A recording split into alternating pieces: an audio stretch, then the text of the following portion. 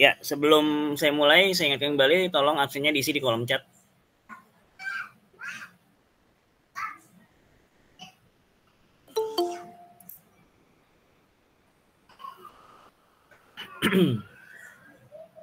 Oke, sebelum kita mulai kuliah hari ini, ada yang mau ditanya nggak dari materi kemarin? Mudah-mudahan sudah ada yang baca-baca ya, dari mulai pertemuan pertama, kedua, ketiga, keempat.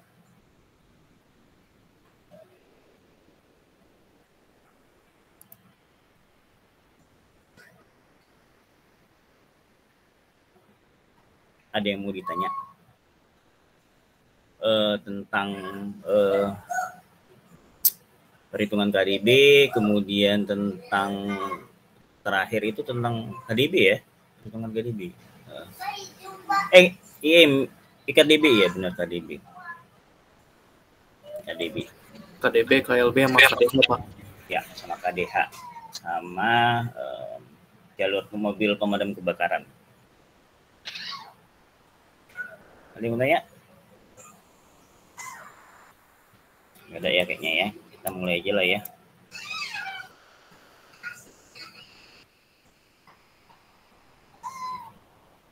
Ya, hari ini kita coba melihat bagaimana sih perizinan di DKI Jakarta.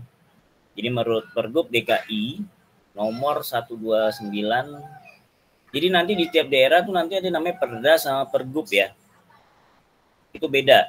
Perda, tiap-tiap provinsi nanti ada Perda sama Pergub. Kalau Perda itu yang ngeluarin gubernur bersama DPRD, kalau Pergub itu hak otoritas gubernurnya sendiri langsung yang menetapkan. Ya. Jadi yang ini Pergub. Berarti gubernur pada masa itu ya, tahun 2012 siapa ini? Masih ini ya, Fauji Bowo lagi ya. Lupa saya. Ya, Pergub DKI nomor 129 tahun 2012 tentang tata cara pemberian pelayanan di bidang perizinan bangunan. Ada 4 perizinan di DKI Jakarta. Yang pertama adalah IMB, kedua SLF, ketiga PRTB, keempat IPTB. Jadi masing-masing beda. Yang IMB itu izin mendirikan bangunan, yaitu izin yang diajukan ketika bangunan belum dibangun tapi desainnya sudah selesai. Ya, sudah jadi. Bukan masih kayak asistensi kalian ya, masih konsep, masih analisa dan segala macam. Enggak, ini udah jadi tinggal dibangun. Ya, itu IMB. Kalau SLF itu sertifikat layak fungsi. Ya. Itu diberikan ketika bangunan sudah selesai dibangun dan akan ditempatin, ya, ditempati atau digunakan, gitu, sesuai dengan fungsinya. Jadi ketika bangunan sudah selesai dan akan digunakan, itu sebelum digunakan harus mengajukan izin namanya sertifikat layak fungsi. Itu intinya adalah memeriksa apakah bangunan sudah layak itu layak ya, berfungsi, artinya bisa digunakan. Jadi bangunannya udah benar-benar selesai, baik itu konstruksinya, finishingnya, sampai utilitasnya. Jangan sampai nanti ada yang saluran airnya belum ada, saluran limbahnya juga belum ada, kemudian apalagi listrik belum ada, sehingga kan bangunan tidak efektif untuk digunakan. Ya, jadi itu intinya. Jadi bangunan yang benar-benar sudah jadi, kusennya udah ada, pintunya sudah ada, itu baru bisa mengajukan SLF. Gitu. Kenapa? Ya itu penting. Ya penting ya. Karena kadang-kadang bangunan yang belum jadi itu udah digunakan. Ya masih ada konstruksinya segala macam. Ya contohnya saya dulu ya. Tapi tolong jangan ditiru ya saya ya. Ini contoh tapi bukan contoh yang ditiru. Rumah yang saya tempati dulu tahun 2014 itu saya tempati ketika bangunan masih 85% kali ya, karena ketika kami pindah ke sini, ke rumah saya ini, itu jauh jendela belum ada, ya, tembok masih plester acian, belum dicat, Jadi bayangin belum dicat, bahkan ada beberapa tembok yang masih bata. Kemudian lantai belum dikeramik, masih hanya semen kasar. Ya. Kemudian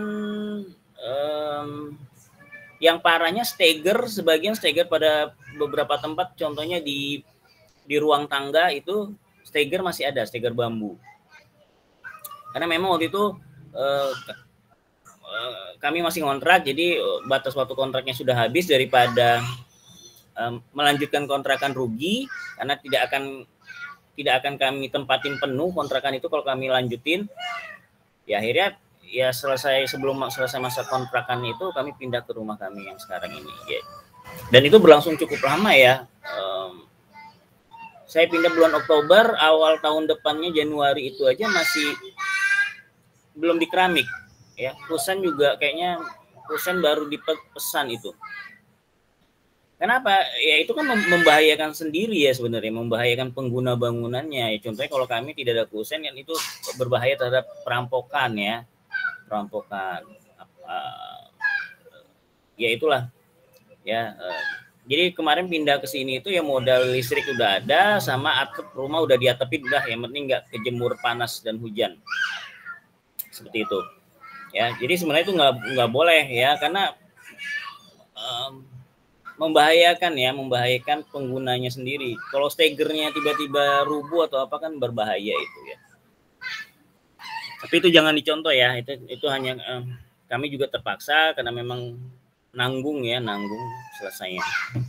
Seperti itu. Makanya perlu apalagi bangunan publik ya, perlulah diajukan sertifikat layak fungsi, karena kalau tidak seperti itu tidak akan diperbolehkan. Kemudian persetujuan rencana teknis bongkar. Ini biasanya pada bangunan konservasi ya, bangunan konservasi itu diperlukan persetujuan tim. Nah, nanti di pemerintahan, di dinas perizinan ya, itu ada namanya tim ahli bangunan gedung, ya TABG. Yang mereka lah nanti yang menentukan apa layak enggaknya IMB dan segala macam, termasuk izin bongkar ini, ya izin bongkar ini. Kemudian adanya izin pelaksana teknis bangunan IPTB. Nah, IPTB ini adalah semacam surat izin praktek bagi seorang arsitek, gitu, ya. Jadi sebenarnya arsitek itu, untuk Anda menjadi seorang arsitek itu cukup panjang ya perjalanannya. Makanya dari waktu-waktu saya ingatkan, mau nggak jadi arsitek gitu, ya jangan bosan. Saya nggak bosan-bosan mengingatkan kalian, mau nggak sih sebenarnya kalian jadi arsitek, karena panjang gitu. Ya, jadi ketika Anda tamat itu masih sarjana arsitektur, nanti ikutin menjadi anggota IAI, kemudian ikutin sekolah profesinya sehingga menjadi arsitek profesi. Ya, yang gelarnya itu kalau dulu di belakangnya IAI, tapi kalau sekarang AR, A besar, R kecil, titik, nama Anda. Ya, jadi titelnya di depan kayak dokter. Bedanya dokter DR hurufnya kedua hurufnya kecil. Kalau kita kan AR, A-nya besar, R kecil, titik, baru nama Anda. Itu baru disebut sebagai arsitek. Nah, disitulah Anda boleh berprofesi sebagai arsitek. Tapi ketika mengajukan IMB, Anda belum bisa mengajukan IMB selama belum ada IPTB, karena Anda dianggap oleh pemerintah, IMB ini kan sangkut pautnya dengan pemerintah, Anda dianggap pemerintah belum punya izin berpraktek, gitu. Sama kayak dokter, ya. Dokter itu ketika tamat 4 tahun S1-nya, itu kan sarjana kedokteran. Sama kayak kalian nanti 4 tahun tamat dari sini, itu sarjana arsitektur. Ya, dokter gitu ya, sarjana kedokteran. Sebelum menjadi dokter, mereka harus koas 2 tahun di rumah sakit. Ya, koas itu praktek di rumah sakit. Jadi ada bagian kan, ada anatomi dan segala macam, ada bagian penyakit dalam dan segala macam. Itu ke rumah sakit. Kadang-kadang kalau diperlukan nginep di sana ya, makanya di setiap rumah sakit pendidikan namanya ya, itu rumah sakit yang menampung dokter koas sama rumah sakit pendidikan itu mempunyai asrama biasanya. Nah, itu sampai nginep-nginep di sana gitu ya, mahasiswa kedokteran koas tadi. Baru 2 tahun selesai, di wisuda sekali lagi. Jadi mereka 2 kali wisuda. Mereka wisuda kedua itu baru disebut dokter. Ya, sama kayak kita. Nanti seperti itu ya. Tamat dari sini sarjana arsitektur, kemudian nanti sekolah profesi. Nah, bedanya kita sekolah ya, kita sekolah dan magang di kantor konsultan. Kalau dokter kan di rumah sakit. Nah, kalau kita di kantor konsultan, baru selesai dari situ Anda berhak menyandang gelar arsitek AR. Kemudian diwisuda lagi ya, diwisuda juga. Kalau Anda mau, kalau Anda ikut sekolah profesi arsitektur, ya, sekolah profesi arsitek maaf. Nah, jadi habis dari situ, nah dokter pun setelah menyandang gelar dokter belum boleh dia buka praktek di rumah. Kalau di rumah sakit boleh, ya di rumah sakit boleh, gitu. Tapi kalau mau membuka praktek di rumah, mereka harus punya izin praktek, gitu ya. Jadi sama kita, begitu panjangnya rangkaiannya coba Anda bisa lihat ya. Makanya kembali lagi saya ingatkan, benar nggak sih kalian jiwanya di arsitek? Gitu. Nah, tapi di izin pelaksana teknis bangunan atau IPTB ini nanti ada pertemuan khusus bagaimana cara mengurusnya. Sekarang mengganti namanya jadi lisensi, ya namanya lisensi. Tapi belum disahkan, jadi masih masa ini masih masa transisi, ya belum disahkan. Nanti IPTB ini ganti namanya jadi lisensi. Sama arsitek, kalau dulu kan arsitek profesi kan punya SKA, sertifikasi kompetensi arsitek. Nanti SKA diganti namanya jadi STRA, surat tanda registrasi arsitek. Ya. Seperti itu. Oke, ada yang mau ditanya nggak dari sini?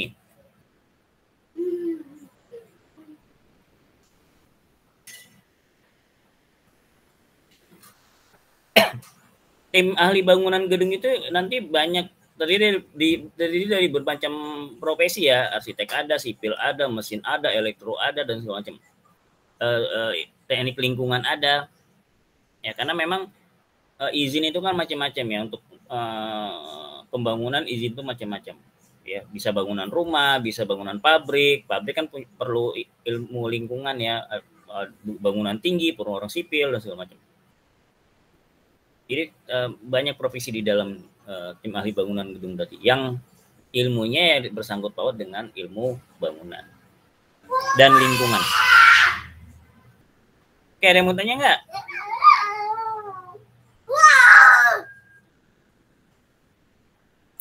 Sepertinya lanjut aja, Pak. Lanjut aja ya. Oke. IMB, izin mendirikan bangunan. IMB diperlukan pada kegiatan mendirikan bangunan gedung baru. Oke, itu pasti. Yang kedua, menambah luas dan jumlah lantai. Merubah klasifikasi dan fungsi bangunan gedung, merubah tampak bangunan gedung, sama merubah tata ruang dalam. Jadi intinya IMB itu diperlukan untuk membangun gedung baru. Kedua, merubah gedung. Siapa yang baru masuk nih? Kedua, merubah baik itu bentuk bangunan, layout bangunan, ya maupun bentuk bangunan, layout bangunan sampai ke fungsi bangunan. Jadi bentuk bangunan dirubah nih, ditambah ruangannya, entah ditambah ke atas, itu perlu IMB. Kemudian bangunan tetap, tapi di dalamnya dirubah. Gitu. Temboknya misalnya digeser, tembok digeser dan segala macam, itu aja perlu IMB. Ya. Kemudian bangunan nggak dirubah bentuknya, ruang dalam juga nggak dirubah, tapi fungsinya dirubah.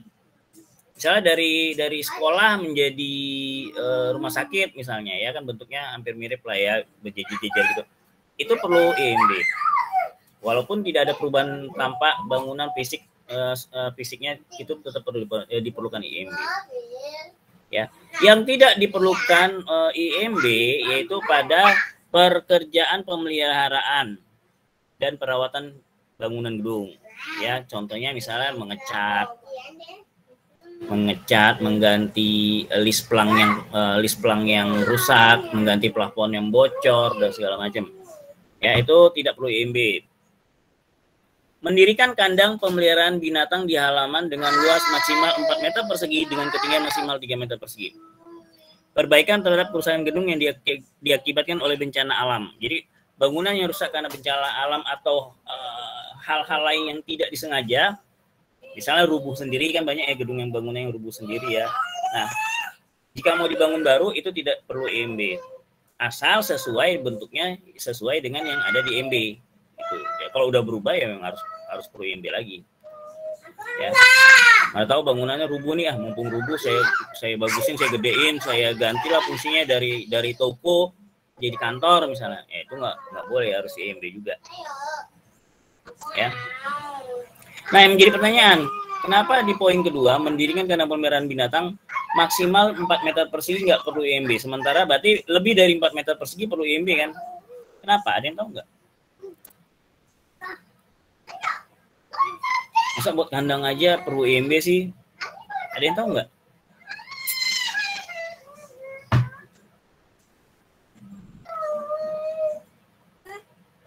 Kurang tahu, Pak. Nggak ada yang tahu. Kalau ada yang tahu saya kasih nilai 100.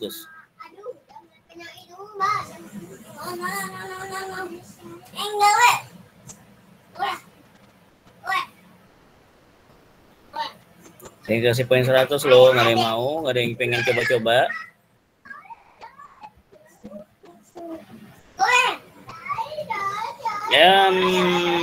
Limbah. Ya kenapa limbah ya? Ada sangkut pautnya juga. Yang di bawah 4 meter persegi rupanya nggak ada limbah, kan tetap ada limbah.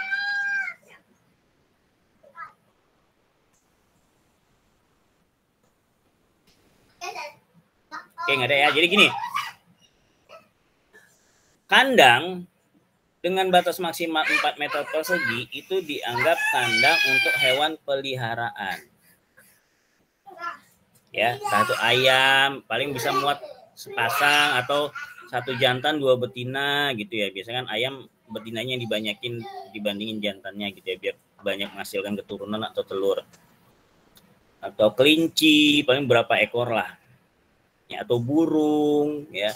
Nah, lebih dari 4 meter persegi itu dianggap beternak. Anda bukan melihara binatang peliharaan lagi, bukan binatang kesayangan ya. Kan beda ya, binatang kesayangan kan orang kita merawatnya hanya beberapa gitu ya. Kalau ternak kan banyak. Nah, lebih dari 4 meter persegi itu dianggap bukan binatang peliharaan tapi hewan ternak. Itu. Ya. Kambing misalnya, kalau kambing kan di dalam kandang 4 meter persegi itu 1 ekor mungkin cukup kali ya, tapi kan sempit banget ya. 4 meter persegi kan tahu ya, 2 kali 2 meter paling, ya kan. Jadi dianggap hewan ternak. Nah, hewan ternak berarti kan tempatnya peternakan dong, ya kan. Hewan ternak berarti tempatnya peternakan dong.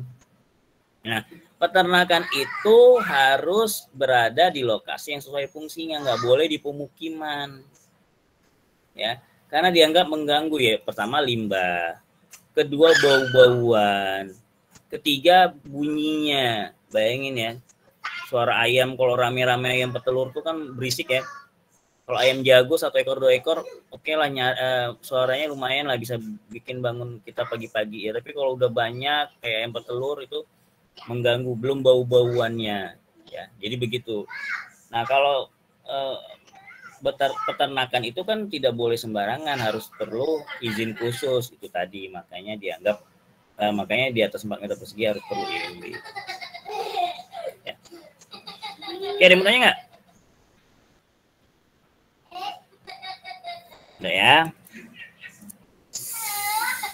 Ya ini sama lah, penggantian rangka atap lah. Nah, mengurus IMB itu ada di loket tertentu ya. Jadi ada 3 loket. Pertama loket kecamatan, kedua loket dinas kota, ketiga loket dinas provinsi. Ya, masing-masing punya kategori khusus ya. Jadi yang di loket kecamatan itu melayani IMB dan SLE bangunan gedung dengan kriteria sebagai berikut. Yang pertama, tidak berada dalam komplek perumahan.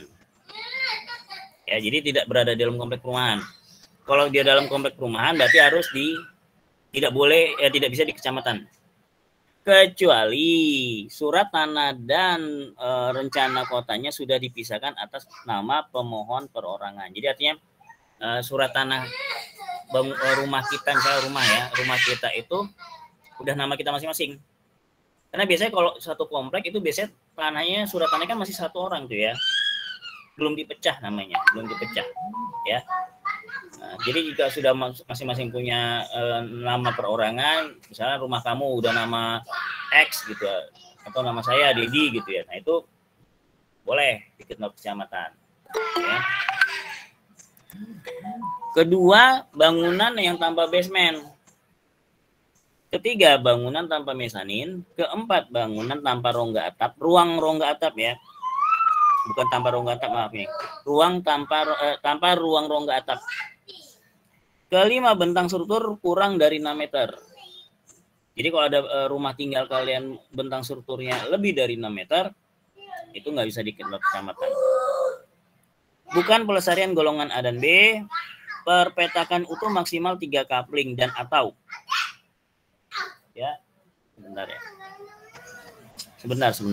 Sebentar saya.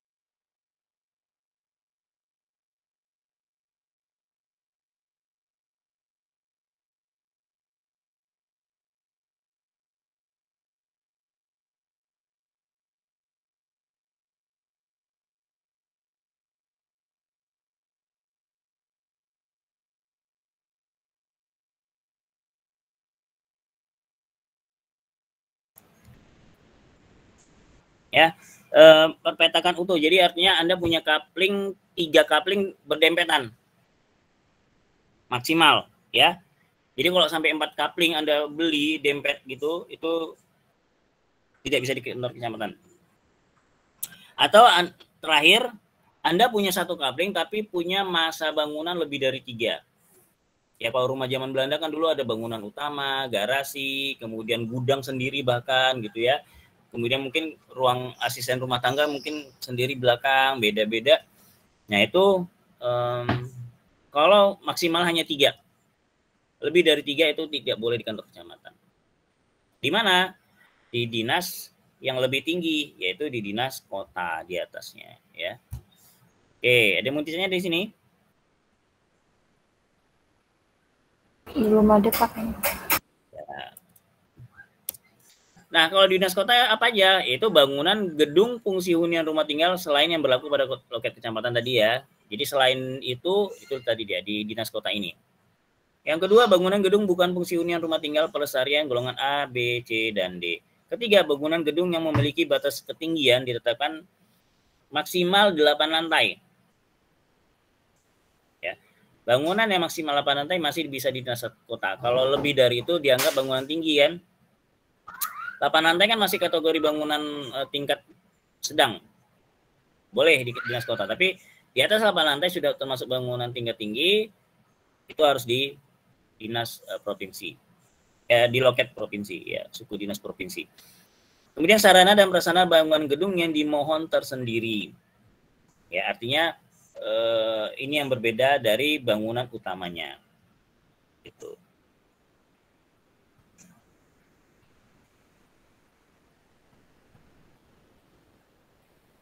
Ada yang mau tanya di sini? Enggak ada punya Pak. Ada. Oke, mantap ini.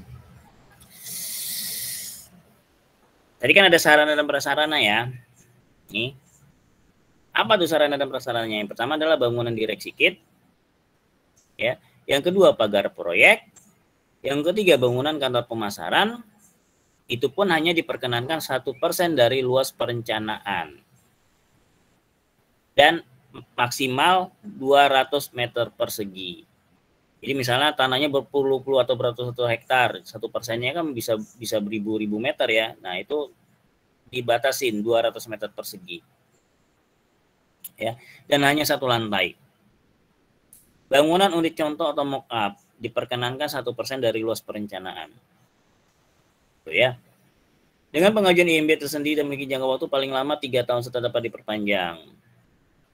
Kegiatan penambahan atau perubahan bangunan gedung yang sudah memiliki IMB dapat diproses sesuai link. Jadi bangunan yang berubah itu boleh mengajukan IMB lagi. Ya.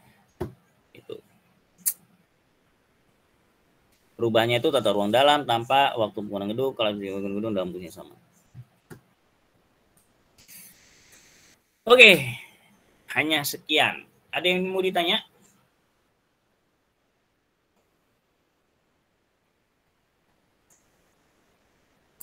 Pak, mau nanya Pak. Hmm. Kalau sarana yang apa kayak misalnya fasilitas umum itu mah masuknya di peraturan mana Pak? Fasilitas umum apa itu? Maaf. Kayak misalnya itu toilet umum atau apa loket ATM. Itu kan sarana dan prasarana ini. Salah satunya ini. Ya. Itu termasuk sarana dan prasarana. Kalau fasilitas umum, nah itu lain lagi itu. Itu kan fasilitas umum kan pemerintah. Ya kan? Benar nggak? Iya Pak. Toilet umum nggak mungkin swasta kecuali ada dia punya bangunan kayak misalnya ya Taman Impian Dufan, oke, beda ya. Itu kan bagian dari fasilitasnya. Tapi kalau betul-betul toilet umum misalnya di taman gitu ya, pokoknya sarana umum entah apalah itu kan punya pemerintah, ya itu beda lagi, itu khusus lagi. Ya. Itu biasanya kan satu paket dengan proyek dia kan, itu kan mulai dari desain kan orang pemerintahnya langsung di dalamnya ya. Gitu.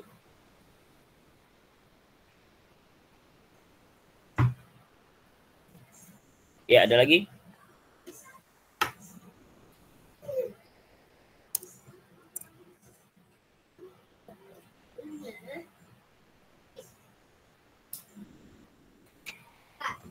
Tidak ada? Kalau tidak ada? Seperti tidak, Pak. Ya. Tolong siapkan kertas, ya. Kertas, alat tulis lah, kertas sama alat tulisnya. Kalau mau ada kalkulator ya silakan, karena kita menghitung KDP.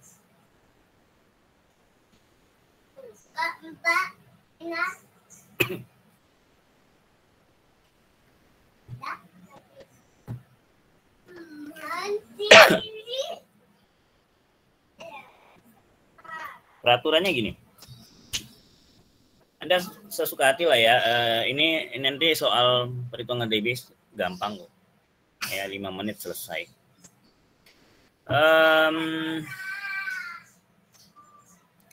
Nanti saya tunjukkan soalnya. Anda cukup menghitung KDB bangunan berdasarkan nanti soalnya. Kemudian nanti jawabannya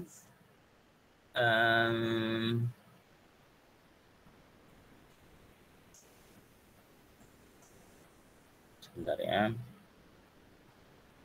Anda foto, ya, Anda foto. Kemudian nanti japri ke WA saya. Dengan batas waktu tertentu. Saya tetapkan nanti paling 5 menit. Ya, 5 menit. Lewat dari waktu itu misalnya saya bilang tutup, maka tidak saya terima lagi lembar jawabannya. Ya, ada yang mau tanya sebelum kuisnya dimulai? Apa? Oh no, nggak apa-apa. Tidak ada. Kita mulai. Sudah kita bisa mulai. Atau masih ada yang nyari-nyari alat tulis? Ya, jadi Anda tulis jawabannya di kertas lembar. Kalau sudah difoto, dikirim ke saya. Sampai batas waktu yang saya tentukan. Misalnya, oke, tutup. Saya bilang tutup, berarti tidak saya terima lagi jawaban dari kalian. Paham ya? Ada yang mau tanya? Pak, itu di fotonya kalau kuisnya udah semua soal gitu kan ya, Pak? Ya, soalnya cuma satu. Anda nggak perlu nulis soalnya lagi. Ya, cuma satu soalnya. Oh ya, oke, Pak. Soal berhitung ini, cuma satu. Anda cukup soal berhitungnya biasanya ya Anda cukup menulis soalnya itu dengan singkat. Contoh gini, diketahui luas tapak sekian, Anda cukup L sama dengan berapa meter persegi. Dengan KDB sekian, Anda cukup KDB sama dengan berapa persen, gitu ya. Dengan luas ini, jadi Anda cukup tuliskan variabel, itu namanya variabel. Anda cukup tuliskan variabel dalam bentuk yang sederhana, baru nanti Anda jawab, gitu. Ya, itu etika dalam menjawab soal hitungan ya. Jadi jangan ujuk-ujuk tiba-tiba dapat angkanya. Nah, angkanya pun berhitungnya itu yang terurut ya. Misalnya dalam kurung 2 tambah 5 kali 4 misalnya. Nah, 2 tambah 5 dulu ditulis 7, baru di bawahnya 2 tambah dalam kurung 2 tambah 5 tutup kurung kali 4. Baru di bawahnya 2 tambah 5 kan 7, berarti 7 kali 4. Baru di bawahnya sama dengan 28. Jadi berurut ya, kalau bisa. Gitu. Sehingga saya yakin itu pekerjaan Anda ya, tidak nyontek. Karena biasanya kalau nyontek kan main cepet-cepet aja. 2 tambah 5 dalam kurung kali 4 sama dengan sekian. Padahal kan sebenarnya hitungannya kan dia ini ya, hitungannya kan harusnya sistematis gitu. Nggak bisa tiba-tiba 2 tambah 5 dalam kurung kali 4 tiba-tiba dapatnya 28 misalnya. Nggak bisa gitu seharusnya. Ya. Ada yang mau tanya atau ada yang minta tunggu karena belum siap? Udah bisa kita mulai? Udah ya? Ini. Waktunya 10 menit.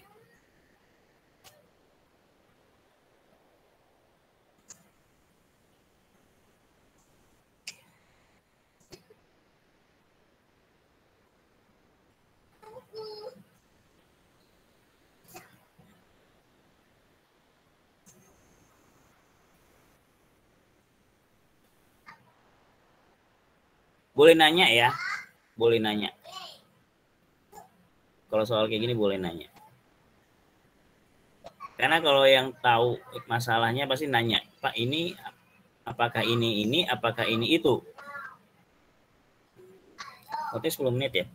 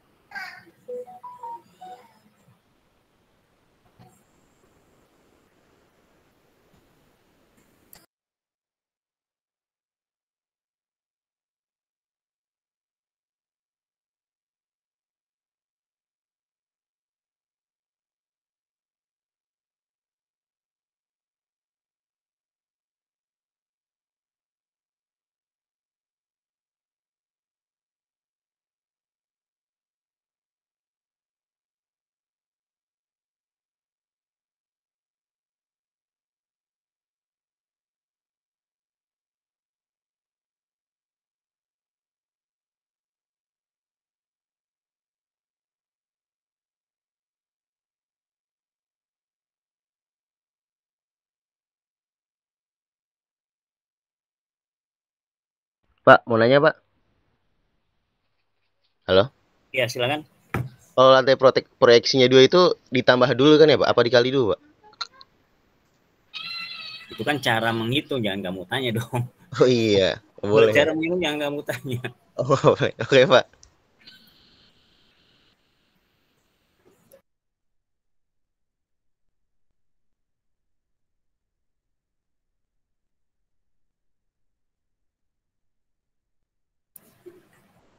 Sekali lagi jangan lupa ya, nama diisi di kolom chat.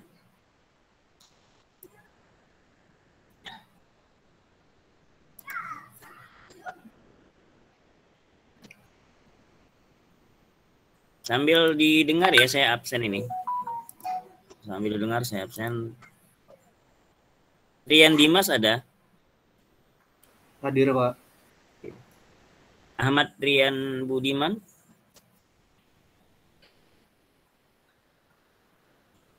Ahmad Rian Budiman.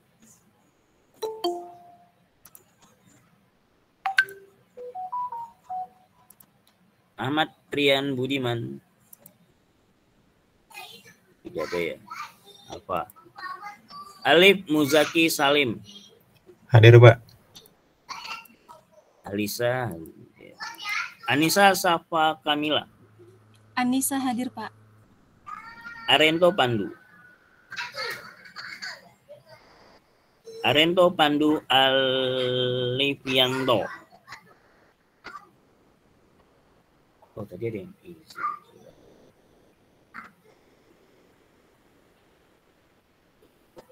Oke.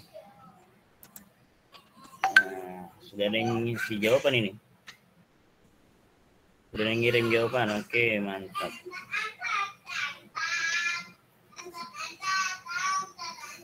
Arento nggak ada ya? Oke. Cahyo Abi Rashid. Cahyo Abi Rashid.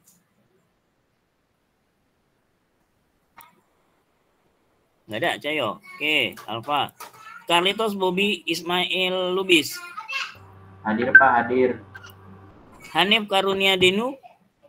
Hadir, Pak, hadir. Hasna. Hadir, Pak Hasna.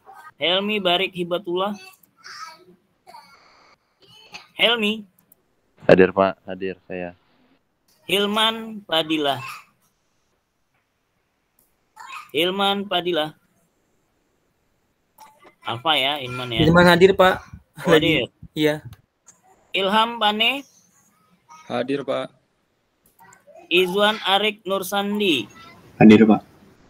Izat tadi izin. Kartika Dwi Cahyanti. Hadir, Pak. Khaira Gusnedi. Khaira Gusnedi. Hadir, Pak. Hadir.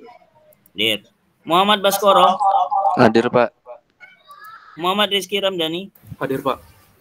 Muhammad Ridwan. Muhammad Ridwan hadir Pak. Muhammad Fahri. Fahri hadir Pak. Muhammad Fauzan Adima Faidir. Muhammad Fauzan. Alfa ya, Muhammad Fauzan ya. Muhammad Ibnu Fahri. Hadir Pak. Hadir, Pak. Hadir, kenapa nggak jawab tadi? Muhammad Ibnu Fahri. Ibnu hadir Pak. Hadir. Nurhuda Ali Muhammad. Hadir, Pak. Hadir. Putri Sri Wulandari. Hadir, Pak. Hadir. Ramadan Fawaz Rafli. Ramadan Fawaz Hadir, Rafli. Pak. Hadir. Hadir. Ramasasti Gustianingrum. Hadir, Pak. Hadir. Restu Sulhab. Hadir Pak. Hadir. Rifki Hansyah. Hadir, Pak. Hadir. Rustama Pasda Bima Tukmaru. Hadir Pak. Hadir. Satrio Prayogo. Hadir, Pak. Hadir. Tiara Amelia. Hadir. Hadir, Pak. Andiani Imantaka. Hadir, Pak. Oke, hadir. Alivia Malinda Putri. Hadir, Pak. Hadir. Naufal Fajri Nugroho. Hadir, Pak, hadir. Hadir. Rizka Khairunisa.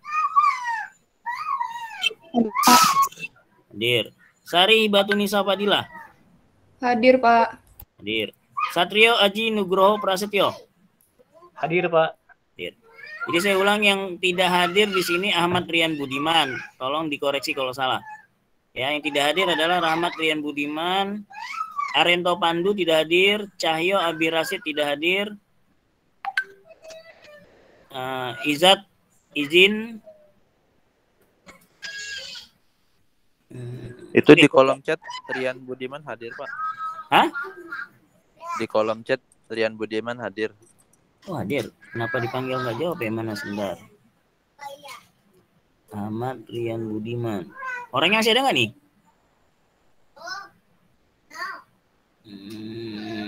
Nama Ahmad Rian Budiman.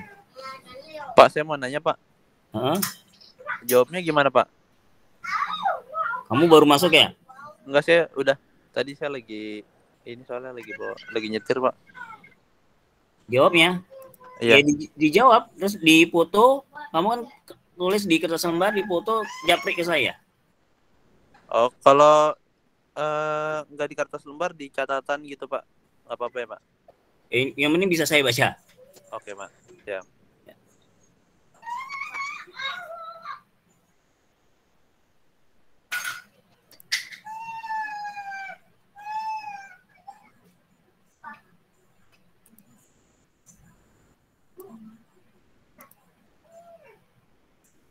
Oke, Marian Budiman hadir ya berarti. Sekali lagi, yang tidak hadir Arento, Cahyo Abirasid. Udah, itu aja 2 orang.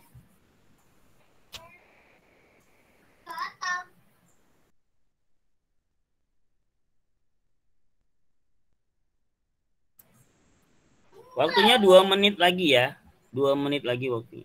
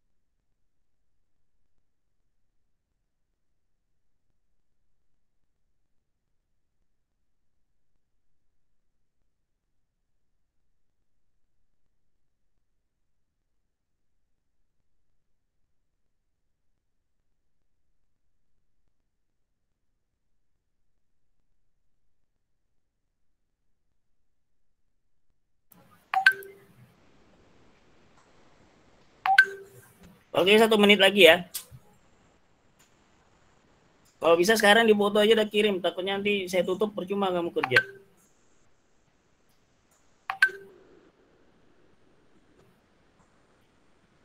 Saya ketik di grup WA jika jawaban Anda berada di atas nanti daftar listnya, berarti Anda sudah telat.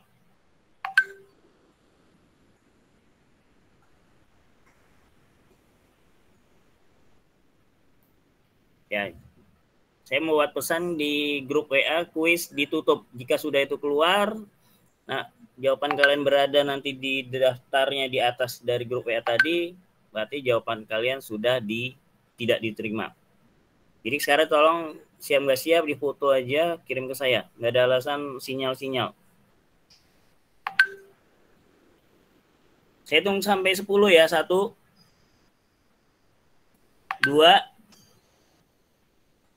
3, 4, 5,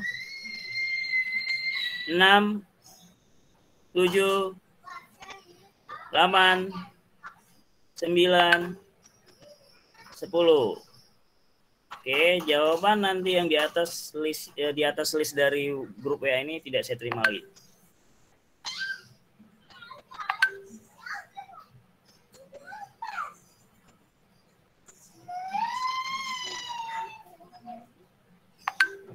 Kuisnya cuma tadi 1 soal itu aja ya, Pak.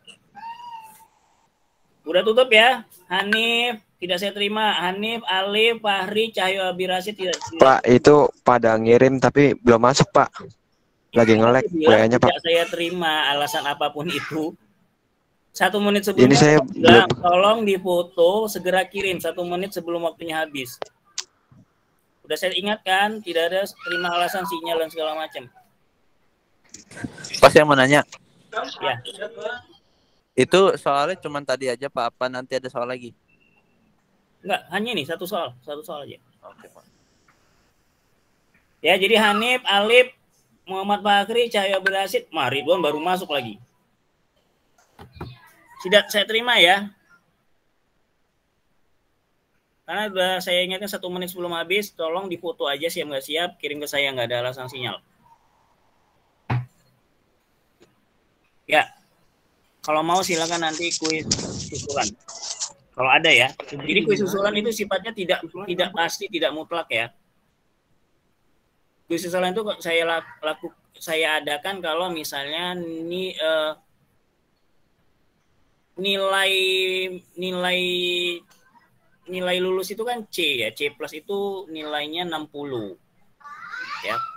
Jadi di bawah nilai 60, nilai C plus itu kan 60, di bawah nilai 60 itu wajib ikut kuis susulan. Di atas nilai 60 ya silakan, kalau Anda merasa puas dengan C plus ya silakan monggo. Tapi kalau mau jadi B plus, bahkan menjadi A ya silakan ikut. Tapi kalau enggak pun enggak apa-apa. Tapi kalau yang di bawah 60 itu wajib ikut susulan. Itu pertama. Yang kedua, kuis susulan itu bisa diadakan kalau pesertanya yang wajib ikut, ya, wajib ikut, baik itu dia mau minta ikut atau enggak mau ikut.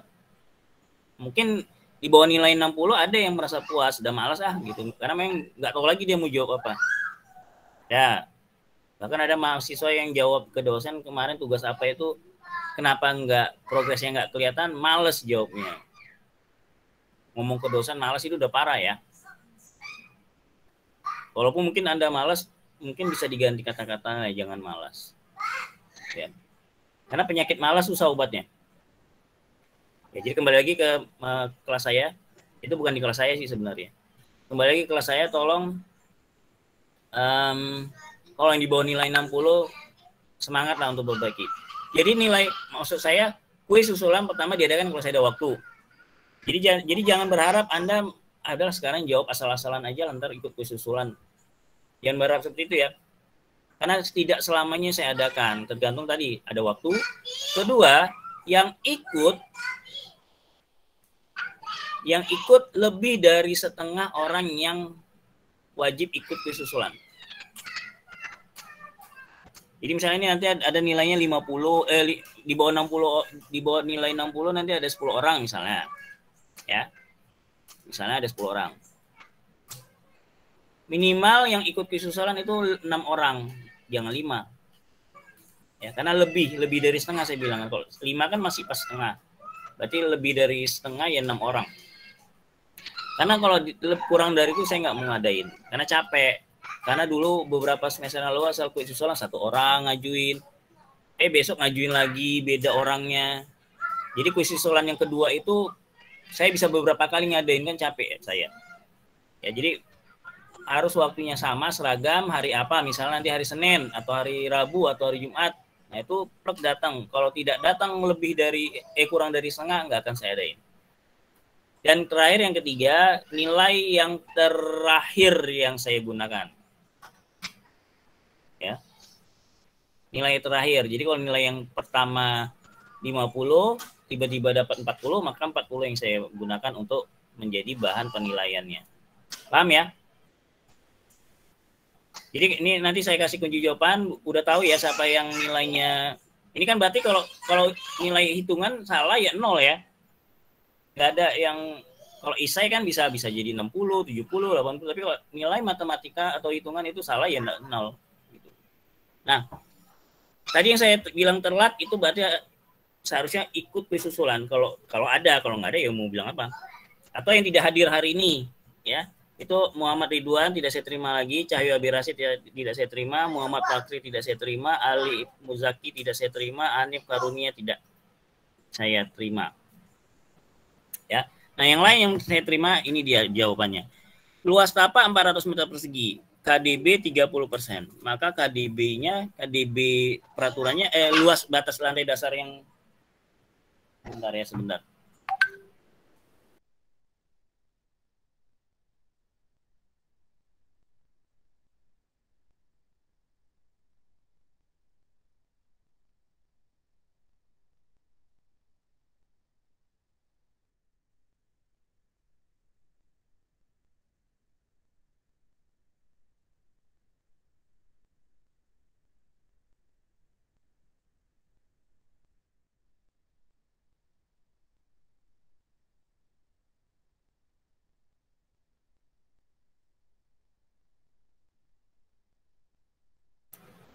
Oke, maaf saya ulangi.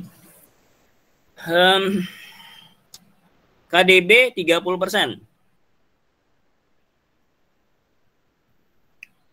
Maka luas lantai dasar maksimal yang bisa dibangun berapa meter persegi?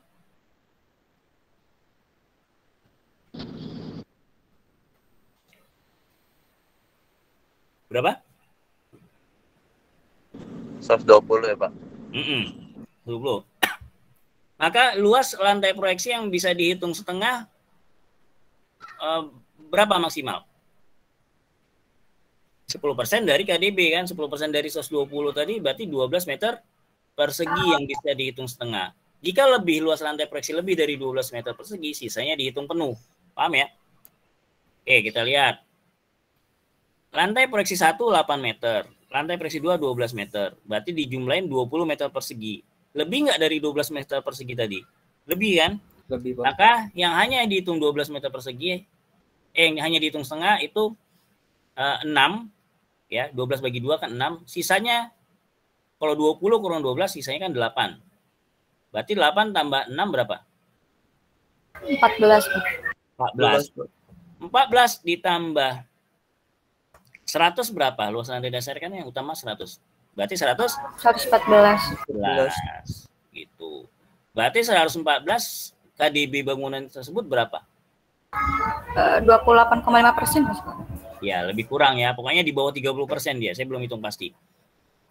Ya, sebentar saya pakai kalkulator lah biar pasti. Sebentar. 114 dibagi 400. Ya. Ya, 28,5%. Ya, 28,5%. Jadi KDB bangunannya jawabannya 28,5%. Silakan menghitung-hitung, kalau salah berarti ya wajib ikut kuis susulan. Ya, kapan waktunya nanti saya tentukan. Silakan, ada yang mau nanya sebelum kita tutup?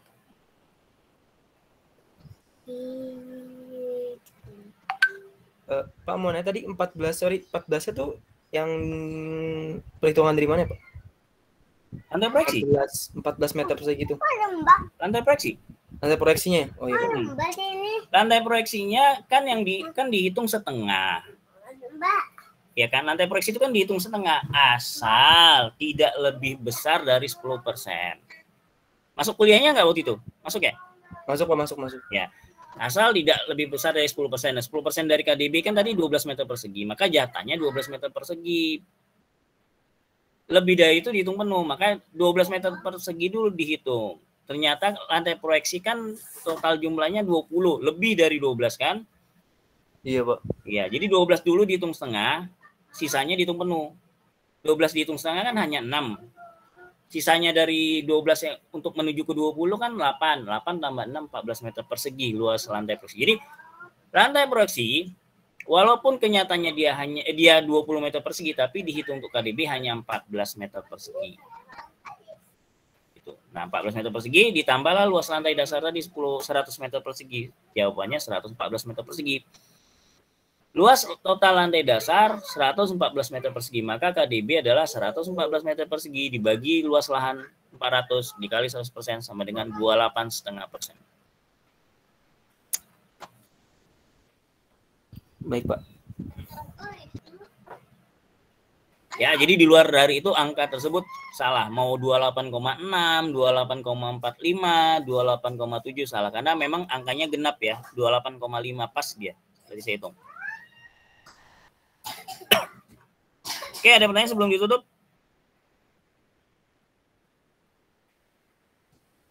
Pak, kalau misalnya ada susulan kira-kira kayak gini juga nggak Pak soalnya?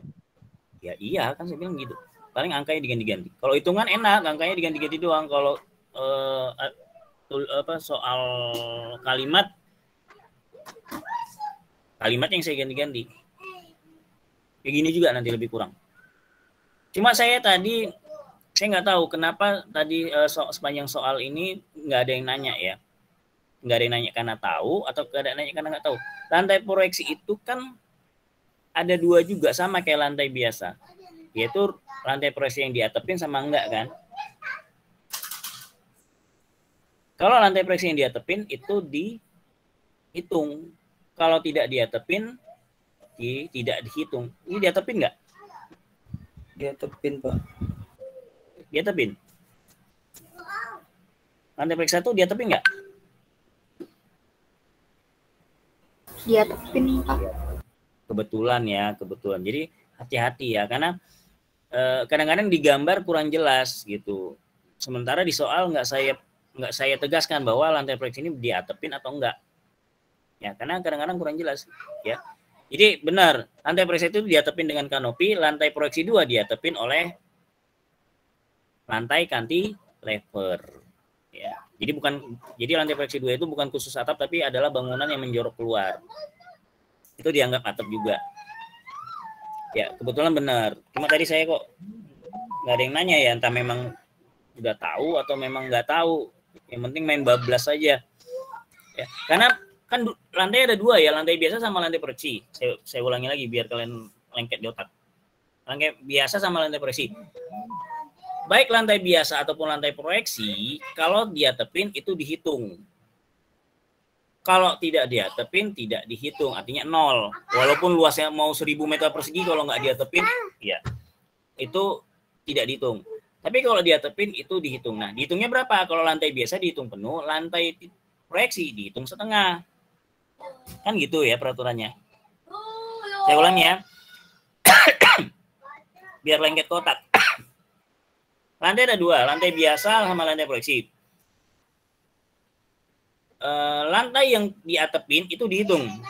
Lantai yang tidak diatepin itu tidak dihitung. Nah, lantai yang diatepin itu dihitung tergantung lantainya. Kalau lantai biasa dihitung 100% atau dihitung penuh, lantai proyeksi itu itu dihitung setengah. Asalkan tidak lebih besar nilainya 10% dari KDB. Gitu. Ya. Tadi kan KDB-nya 12 meter persegi ya. Nah, dia bisa dihitung setengah hanya sampai 12 meter persegi. Bagaimana kalau lebih? Nah, lebihnya sisanya itu dihitung penuh. Makanya tadi 12 kan sisanya kan berarti 8. Nah, 8 itu dihitung penuh. Sementara yang 12 dihitung setengah, berarti 12 itu 6. 6 tambah 8, 14. Maka luas proyeksi itu bukan 20, tapi 14 meter persegi. Untuk menghitung KDB. Tapi kalau untuk menghitung ke tukang bangunan, ya tetap dihitung 20 ya. Beda ya kalau ngitung biaya bangunan. Ya, nanti. Kan belum bobo. Itu ya. Ada yang mau tanya dari soal ini atau dari materi hari ini?